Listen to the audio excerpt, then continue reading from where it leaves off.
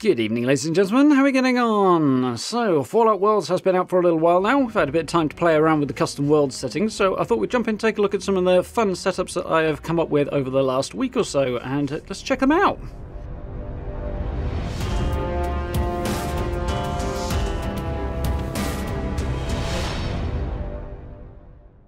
Okay, and so we're going to take a look at the custom worlds today. There's some fun stuff you can do in here to make your game a little bit more interesting. And if you happen to have friends who have Fallout first and you don't yourself, you can always check it out through them as well. So we've got some fun gameplay stuff and some fun visual stuff as well today. So first up, we're going to have a look at one of the spookier filters that are set up. She uses the feral visual filter and overcast weather to create an interesting little setup, I think. Most of these are just sort of generic for now, focused on the settings that I wanted to have a look at. So here we go. It's come out mostly black and white, this one, which is quite interesting, but not entirely. We do have little splashes of colour. I get a kind of Sin City vibe in that certain colours are preserved and certain ones are not.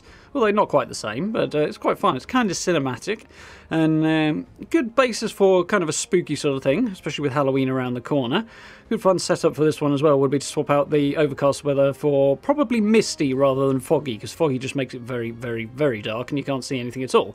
But it makes a nice little change to things, sort of mutes the colours and brings out the reds in particular using the feral filter. So it's a fun little setup, this one. I do like the atmosphere of this, particularly how cinematic it is. I really like the look of it.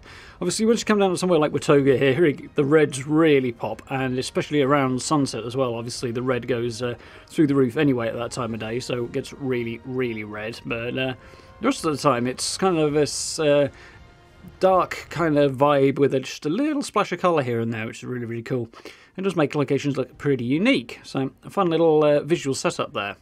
So, on to a gameplay one. This is my no pain, no gain setup, and it is focused around higher damage for both the player and for enemies. And the idea here is to make the combat a little bit more sort of realistic, so bullets kill enemies much, much quicker. They also kill you much, much quicker. So you'll see if you keep an eye on my health bar in the bottom there. Got fairly massacred quite quickly here. The one drawback to this, for me at least, is that because I knew it was going to be that much more dangerous, obviously I took precautions. So combine that with the fact that I knew pretty much where most enemies spawn after 3 years of playing the game. It's not surprising, really. So it wasn't actually all that dangerous to me. You can also find a difficulty setting that you could crank up if you wanted to make it even harder, make the enemies a bit more tough. But not quite sure how that would play out, as I haven't done it yet, but that's one option. I think that would go particularly well as well if you were to do this with, say, a pistol build, which is something else that's quite fun for custom worlds as well, because you don't necessarily have to worry too much about your build, especially if you crank up the damage a little bit. It's you can basically just grab whatever you like and just have a play around with it, just for a bit of fun, which is what I was doing here. But yeah, this sort of thing with a pistol build as well would really require you to land your shots and be very, very accurate and precise, otherwise you'd get killed very quickly. But you could set that up in such a way as it would be absolutely brilliant fun, I think. So if you want something that is much more high risk, perhaps even more high risk than the way Bethesda have got it set up, that doesn't have the bullet sponginess so much, because enemies die much quicker, and this is quite a good way of doing it. And as I say, cranking up the damage you receive as well means that the enemies stay threatening, because you get caught out by a bunch of feral ghouls when you're not expecting it, your health will disappear. So, the next world we're having a look at is another weather one, and I've combined the Quantum Storm weather with the Sugar Bomb visual filter for this one, which creates a very distinctive look, as we can see.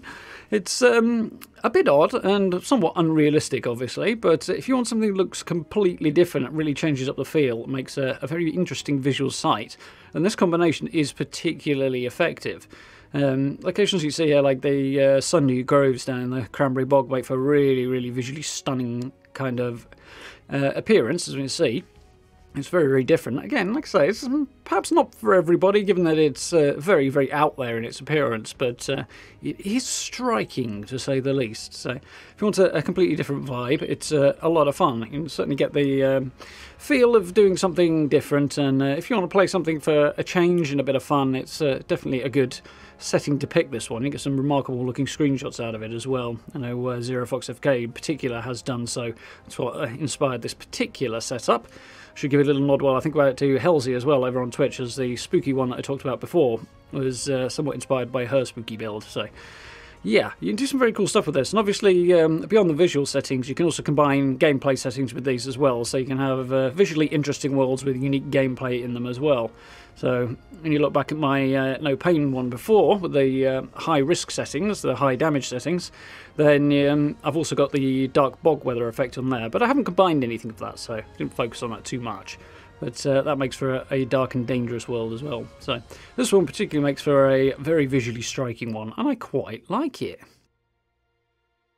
So, up next, we move on to another combat-based one, which is going to be focusing on the ragdoll mechanics, because here I've cranked those up to maximum, and I've also turned up the damage a little bit. You could probably turn it up even higher, and it would still be quite cool. And I particularly like this world with the pump-action shotgun, although I don't have a shotgun build. The ragdoll effects are just hilarious, so I would recommend turning off Bloody Mess and maybe taking the perk off as well in-game, so that your characters, so enemies rather, tend to stay in one piece rather than flying apart.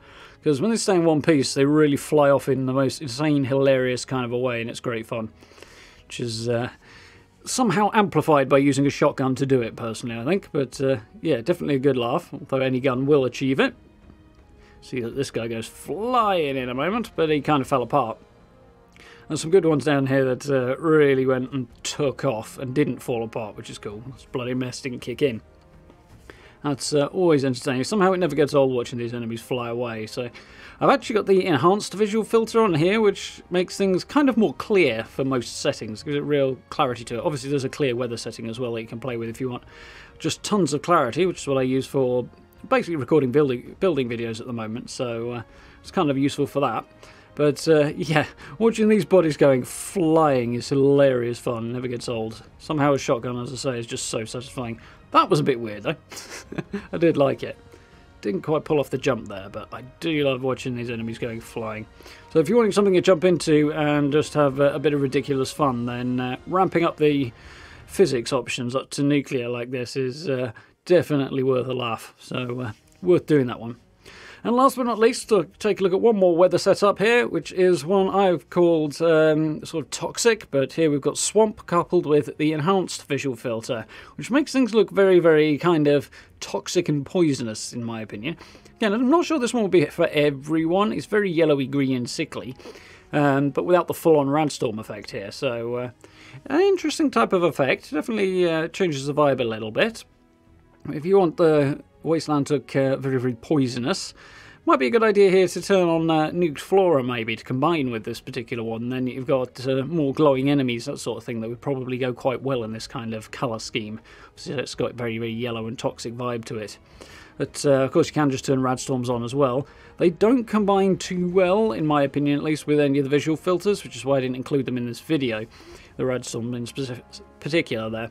So it's an option if you want to play with that and go for a fully Radstorm world, but this kind of gets an interesting similar colour scheme without having the drawbacks of a permanent Radstorm. So, rather interesting look. I don't think it's one that I would stick with personally, but it's something that's a little bit different if you do want that toxic vibe. So yeah, quite a few good settings in there. I'm going to guess that Bethesda will add a few more over time as well, and fingers crossed they'll add some cross-progression for certain settings as well. Obviously certain other settings will be non-viable for adding cross-progression on, but hopefully that'll be a thing that comes in the future.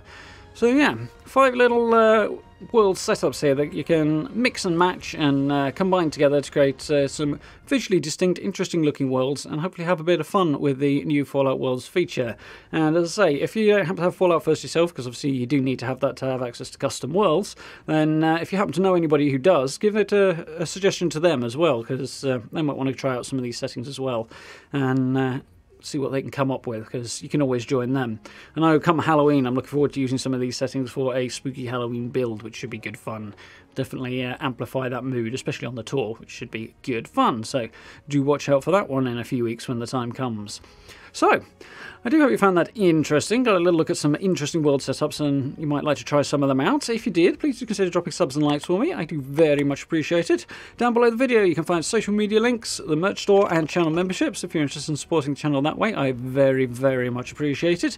And if you get a chance to join us for live streams as well, we are playing, of course, Fallout 76. We've just started a bit of Deathloop, which has been kindly dropped onto the channel by Bethesda. Very much appreciated. Very, very cool. Having a lot of fun with that. And of course, we'll be picking The Witcher up again in a little while, so I hope you'll join us for those as well. But for now, thank you very much for watching, and I look forward to speaking to you all very, very soon.